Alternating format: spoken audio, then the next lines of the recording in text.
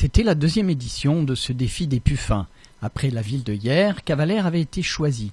Mais en quoi consiste cette manifestation? Réponse de la présidente.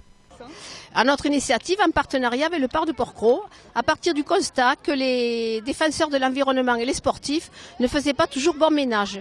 Et on s'est dit que pour arriver à développer un dialogue, une compréhension entre eux, le mieux était de les mettre ensemble. C'est ce qui a été fait à travers un colloque et ils ont décidé, c'est eux qui ont décidé, que pour vraiment s'entendre, il fallait travailler et mettre ensemble un projet, co-géré, je dirais comme ça. Et du coup, on a mis en place un comité de pilotage, le conseil départemental nous a suivis, le conseil régional aussi, la direction départementale de la cohésion sociale aussi, et tous ensemble, nous avons réussi à mettre en place toutes ces manifestations. Je répète, je préciserai que la devise du GDOS, du Var, est tous ensemble. Ensemble et plus. Alors ce défi des puffins, c'est la deuxième édition? Tout à fait, deuxième édition. Donc bien sûr, nous avons décidé de mêler étroitement le sport et le respect de l'environnement à travers un village, comme là, des stands, avec un parcours que l'on fait faire aux participants à travers les stands et des lots à gagner, et une épreuve sportive qui s'appelle le défi des puffins. J'ai expliqué le défi parce que c'est un défi sportif, forcément on veut gagner, mais aussi le défi de faire travailler ensemble des gens qui ne se connaissaient pas, et les puffins étant une espèce d'oiseau protégé sur le parc de Porquerolles. Et nous avons joint sport et environnement. Alors demain, dimanche, il y a un raid, un parcours sportif à 3 niveaux.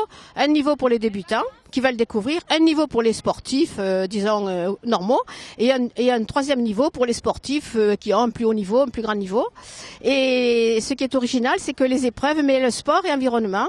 Entre chaque, donc il y a 3 épreuves sportives, de la course à pied, du kayak et du VTT. Et entre chaque étape, il y a une épreuve sur la connaissance, un quiz sur la connaissance de l'environnement. Le résultat étant 50% sportif et 50% sur la réponse au quiz. Okay.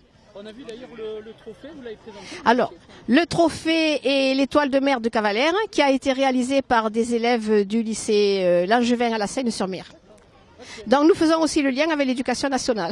Alors j'ai cru comprendre que c'était la deuxième édition, mais vous tout à fait. Apparemment très sollicité par d'autres communes, non? Eh bien oui, nous sommes un peu surpris, c'est la rançon du succès, mais on est très, très heureux, parce que c'est quand même assez novateur de mêler, parce que là on mêle aussi sport, environnement, mais découverte du patrimoine en même temps, et bien évidemment touristique, aspect touristique de l'événement. Donc on arrive à mettre ensemble des choses, le sport étant bien plus que du sport, comme dit notre président national.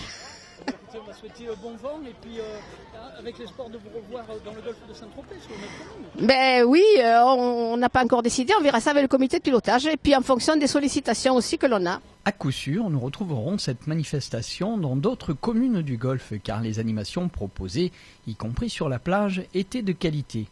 Habitants et touristes ont visiblement été intéressés par ce week-end sportif. Non, la table, regarde là, elle est là-bas. Donc la carte, elle est toujours dans le même sens, d'accord? La table derrière nous.